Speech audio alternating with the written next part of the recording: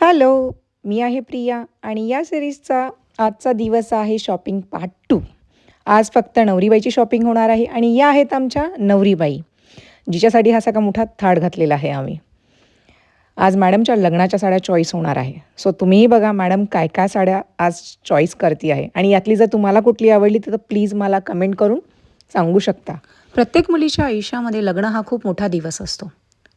त्यासाठी आम्ही तिला साडी चॉईस करायला भरपूर वेळ दिला होता, कारण की तो दिवस तिचा आहे आणि त्या दिवशी तिला स्पेशल दिसणं खूप महत्त्वाचं आहे. त्यामुळे मी तिला म्हणलं टेक युअर टाईम.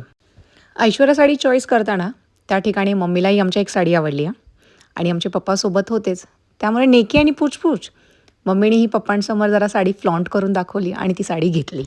इथे माझ्या लेकालाही माझ्यासाठी एक साडी आवडली होती आणि तो म्हणतो आई तू ही साडी घे.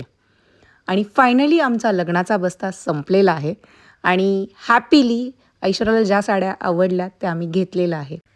लग्न म्हटलं तर एक प्रत्येकाच्या चेहऱ्यावर वेगळाच आनंद आणि चैतन्य तर निर्माण होतच असतं, कारण की लग्न ही खूप सुंदर गोष्ट आहे प्रत्येकाच्या आयुष्यातली आणि त्याला मेमोरेबल बनवणं हे आपलं काम आहे.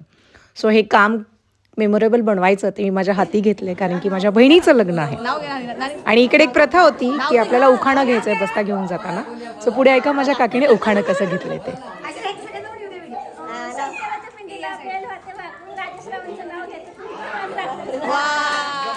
इकडे आम्ही तिला चिडवत होतो कारण की तिने लग्नामध्ये पण सेम उखाणं घेतलं होतं आणि आताही सेमच उखाणं घेतलं आहे. सो चला बाय, स्टे ट्यून.